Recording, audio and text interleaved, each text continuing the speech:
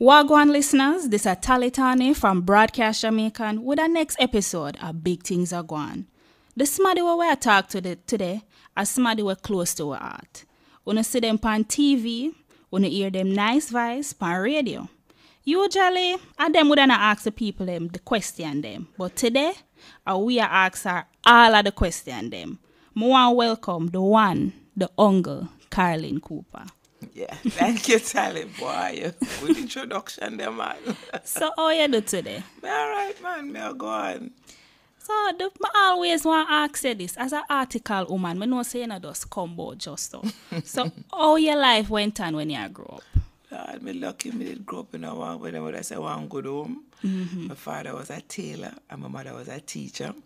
We grew up in a first in a Franklin Town. We born at Jubilee and we come home from Jubilee to Franklin Town. And then little after Franklin Town we moved go to Brownstown, East Kingston.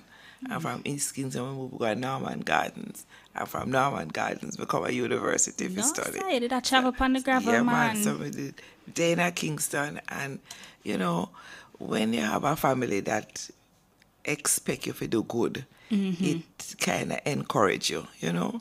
So we grew up in a home where you have to do your homework, you have to behave yourself, we go to church regular. So we grew up with discipline. And I think that discipline made me focus on my education and made me go through. When you start love up the culture and the language like how you love it now, because I normal love this everywhere I go, I always ask Carolyn about music. If I know music or language, how this come about? Me don't know. Me feel say that's how we're born. We're born in the culture, and what happened? The schooling drive to beat out the culture out of way, beat out the language. Say it bad, beat out the music. Say slack music, worldly music, and I guess. You just have to sit down and think and say, what make? And I think so when I come to university in 1968, at that time, I find out, say, boy, you know, we have to defend the culture because I did get mixed up in the Walter Rodney March. But I have to admit, say, a pure excitement. Me never have no big politics and no philosophy make me take part in the march. Them at the meeting for the march, Mary C. Cole dining room, and that's where I did live. So I go to the meeting. And you just catch up in the meantime. Catch up in the excitement, and I go to the road. And let me tell you, though, when we reach down by Jamaica House and I see things look like them, I get very jumpy. Me just go over and then I take off my coat, get one piece of my gown, get one piece of newspaper, wrap it up and go to the road. And I see one police officer, man, and I say to him, Officer, what has been going on? Big and Nancy, you know, and him say, my dear, too serious. And I say, no, I'm not me go to would arrest me just because I'm Nancy is him. And I think it's a Walter Rodney demonstration, and at that time a black power in the 60s. Black power come from America. Me come on campus October, and by January me come back, me have Afro.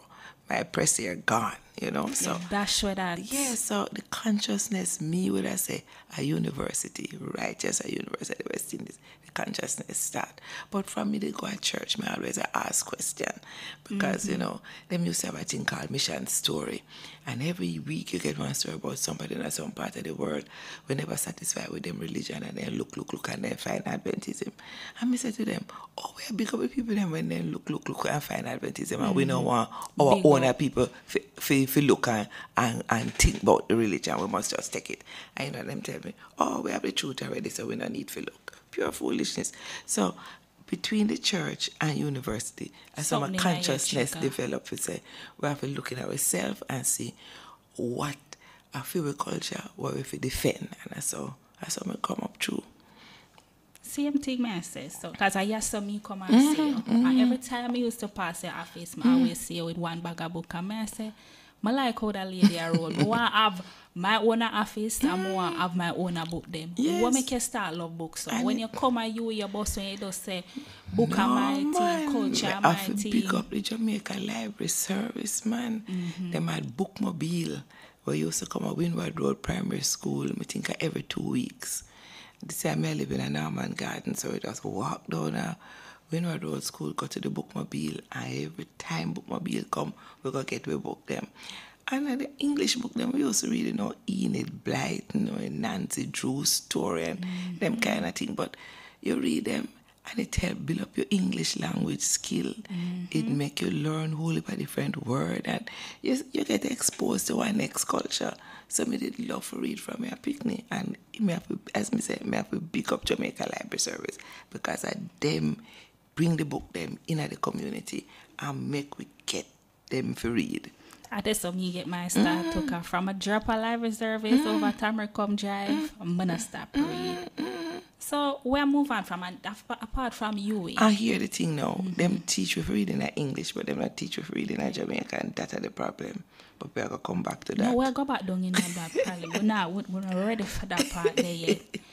Some of my always read up boy you and more want to find out how you come up with the idea for start the reggae studies unit. Come on, think that does come out from nowhere. Yeah, I forget the joke, man. Babsy again. Babsy Green. That time she wasn't there. She never in a government, but she didn't have the big music business big. And she put on a symposium, them call it about reggae music. Them call it for find a venture capital fund for the industry. And she get the bank, them, I think NCB, Trafalgar Development Bank, Eagle Merchant Bank, all of them come together to sponsor the symposium. And she asked me for talk because she knows that me was interested, really interested in that. Yes, So we got talk, and it's the same time poor Buju did under stress and pressure for him song against homosexuality. So we go down there and we go and talk what we call cultural implications of marketing reggae internationally. And we make the point say certain things we can't carry a foreign because, them now go take them. And even in Jamaica, where certain things we can't defend. But the church, the fundamentalist Christian church, them are the one who fight against homosexuality, Them go in a Leviticus and them take out the Leviticus story and them word for word, them now try to understand say, that the Old Testament and New Testament, Jesus say, I love him, I defend. So them fight against anybody when I do what them think them for do. So at the church, at the Bible, I them push the anti-homosexuality thing and Buju come up in the culture. So I saw him get it. So when we get the talk, I try to explain say, the culture and Buju wicked making sing this song, the culture in a Jamaica way against that the kind of behavior. And me get standing ovation me there. The people them so glad for me if I explain the situation to the foreigner them. And when we come up back from the conference center, I saw the idea come to me say the reggae music industry could I get a benefit from the university.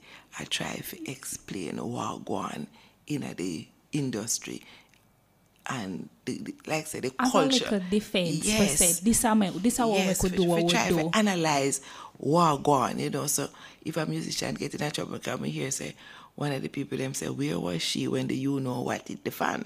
Because them realize that if them did have that the argument, them could have defend Buju better. Rather than just have him out, they say him is a wicked youth.